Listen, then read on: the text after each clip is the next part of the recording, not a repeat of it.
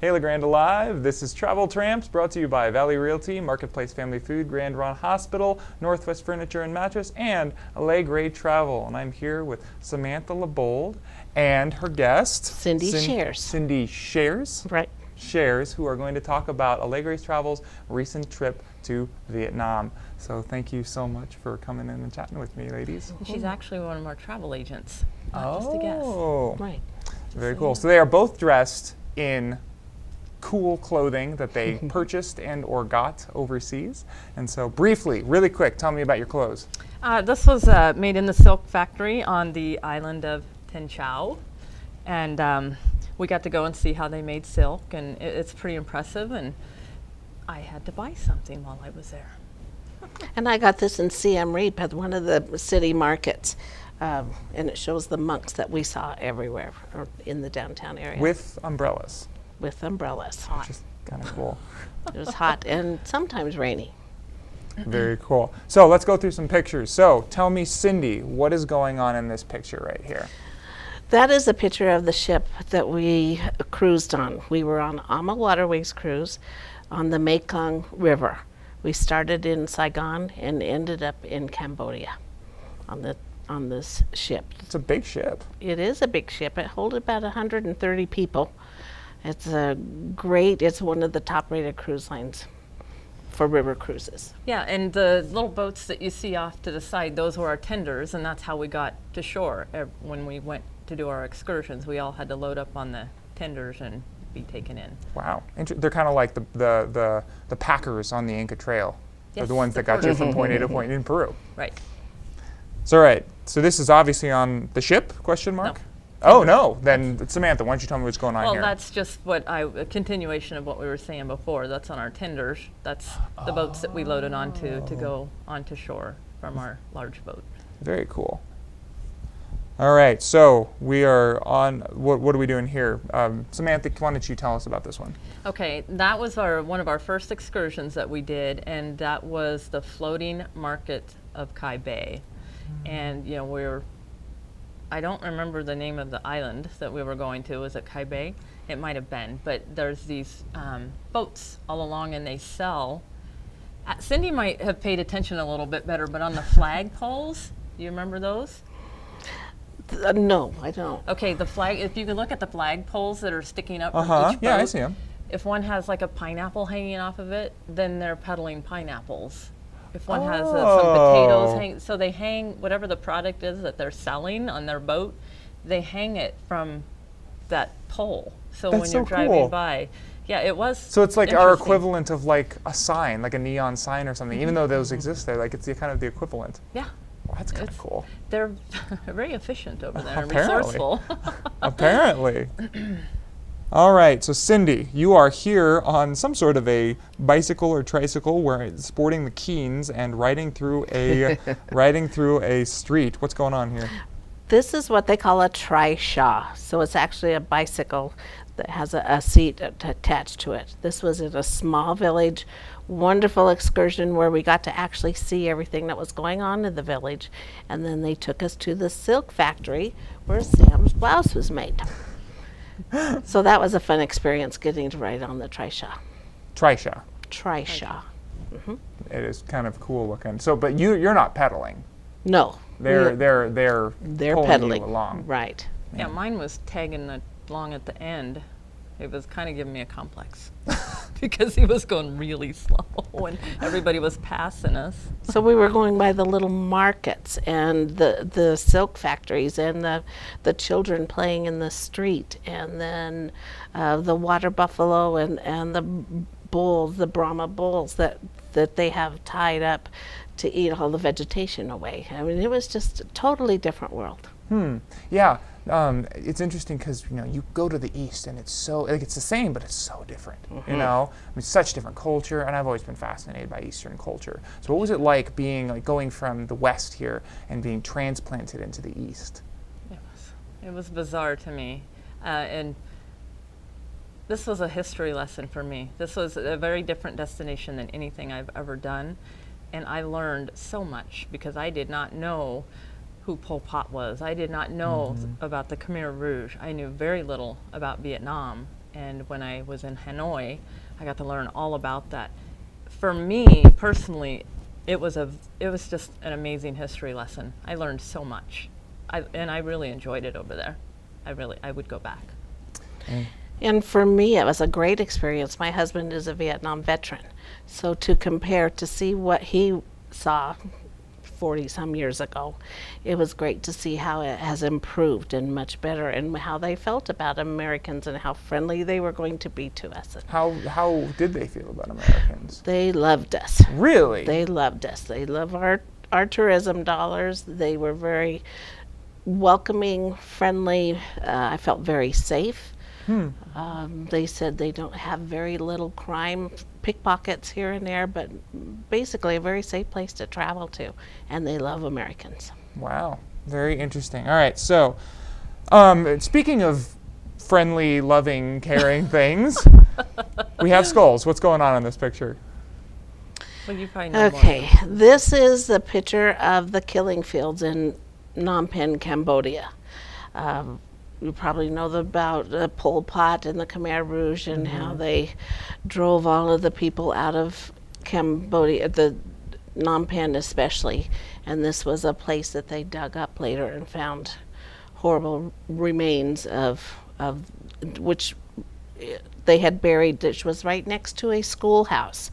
They showed us a tree where they hung up a speaker where they played loud music so the school kids couldn't hear what was actually going on at the killing fields.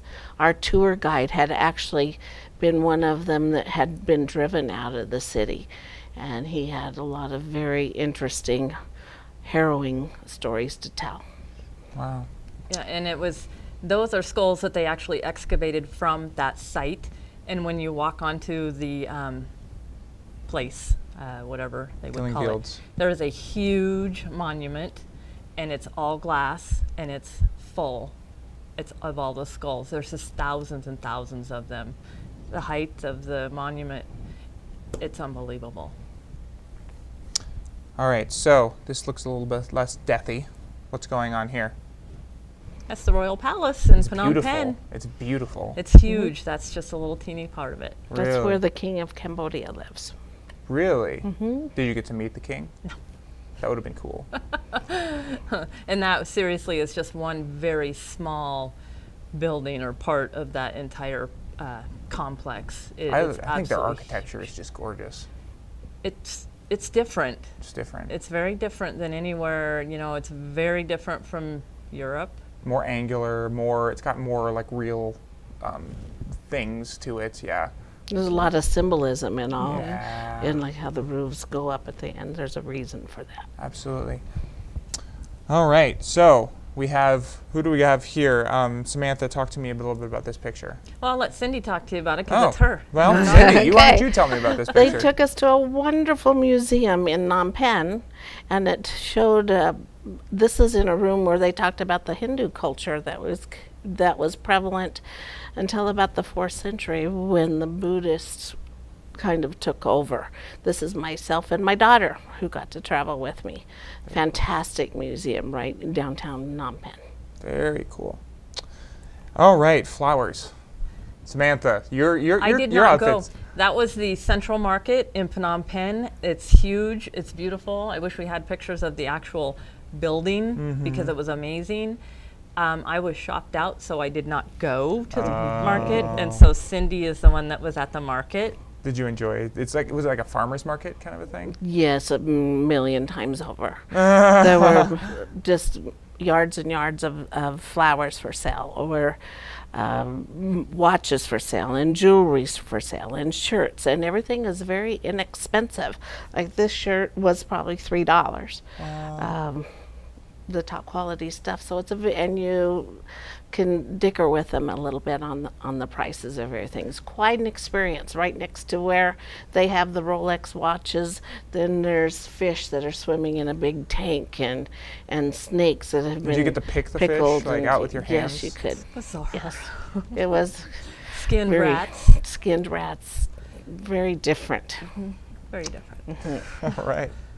So we have a child with a dog. What's kind of significance do we got going on here? The only thing that I know about this picture is it was taken on Ko Chen, and these were just children that were running around. And you know, the dog, they're not everywhere like people think. Did you notice that? I didn't notice that they were like everywhere prevalent. Stray dogs. Yeah, I didn't notice that, and they were just. None of them were aggressive. The kids always came out to meet us wherever we were, and they all waved at us, and they were just welcoming. And this was a little boy who came out to show us his dog. Oh. It was just cute. All right, so this is something that a lot of people think of when they think of the East. Buddhist monks, meditation. What's going on here? Cindy, you and your daughter in the picture. What's going on This here? is me and my daughter. We did actually have 2 Buddhist monks that we got to go into this Buddhist temple, and they blessed us. Very strict rules about what you can wear, what you can say. You can't touch the Buddhist monks. It was a very humbling experience. They said a prayer for us all, and then we got to take our picture with them. So did you went in this temple. What did you think of the atmosphere of the Buddhist temples and stuff? I'm interested personally. It was wonderful that the Buddhist monks were all talking to each other. We actually got to give them some rice to eat. They can only eat certain times of day, and we were able to share some of our food with them because they can't beg for food. All the food has to be presented to them. So there were old monks, young monks, just a very lively atmosphere. Casino type. And that was, there were some bright lights, and yet there was mountains and mountains of books that the Buddhist monks would study when they're not chanting and blessing people. Very cool. All right, so we're now in a cart. What's going on here, Cindy? That's your daughter, so. This is my daughter, Kelsey. She is on an ox cart, and that is how that they use, still to this day, we saw a lot of these being used, tie up an oxen to this cart. Actually, they're not oxen, they're Brahma bulls. Put strings through their noses to control them. And we went through a small village on the ox carts. Udon. Udon. Village of Udon. Right. Udon. Udon. So now we are to Angkor Wat, which is I believe one of the 7 wonders of the world, if I'm correct. That is correct. And there were 3 separate temples that we went to. The Angkor Wat complex is huge, probably miles long. This particular temple was built in 1000 AD. And our guide was so nice to show us where the best spot to take a picture of it was. We were actually able to climb all through this temple. You can get lost in them because they're huge. There are monkeys crawling all Really? in them. Oh, wow, that's we got so to see interesting. the monkeys. A lot of different vegetation.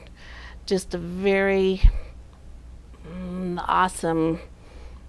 A lot of our group couldn't even converse to each other. It was just so overwhelming how beautiful, intricate, old, cultural it was. So we have another picture. Looks like it's very overgrown from what it looks like. This is one of the 3rd temple that we went to, and it was the one that was most recently discovered. And they are discovering new temples all the time. There were a lot of roots, and these are the tree roots that are covering part of the temple. In this particular one, if they take the tree roots down, the temple's going to fall apart because they are also intertwined in the building itself. This is also where Angelina Jolie shot the movie Tomb Raider. Very interesting. Tomb Raider. And that's it. So last question before we do anything else. What was the biggest takeaway for each of you from this trip? Starting with you, Cindy.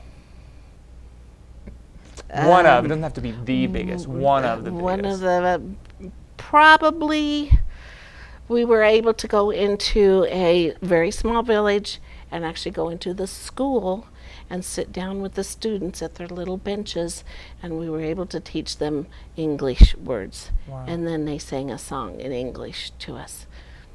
That was awesome. Wow. Samantha?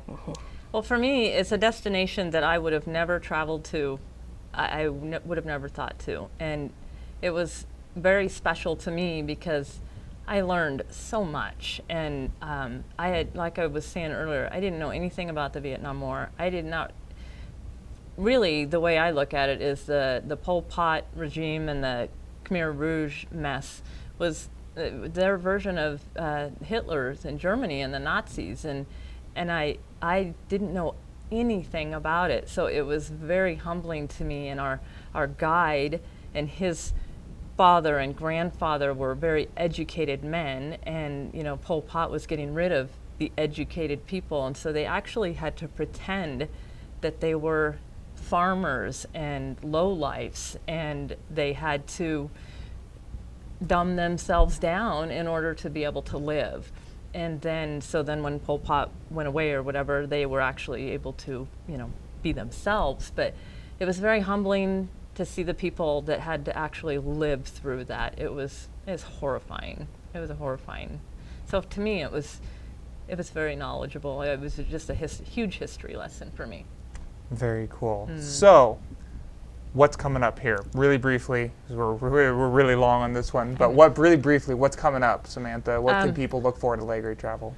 Well, we're starting to get our group tours, like I was saying, I've said in all of the Travel Tramps videos, and we do have groups going. Next year, we've got 3 groups going. Cindy's taking a group to Italy, and that one is April and May, and if you sign up now, you get $150 off per person. And I'm going back to Peru, the Inca Trail in June, and then I'm taking a group of people to Paris, and we're floating Paris to Prague on a river cruise, similar to what we just did in on the Mekong. And then next October, I'm trying to do a Morocco trip. Next video you're going to see is our Ireland one, because I'm leaving for Ireland tomorrow. But by the time everybody sees this, I'll be back. But The wonderful world of film production. yeah. Can you think of anything else? Oh, the Clipper Vacation Night. Clipper Vacation Night, October 25th. We have a sales rep from Clipper Vacations who's going to come and tell us all about his products, which is a people mover out of Seattle that goes up into Victoria and Friday Harbor and some of the different areas up there.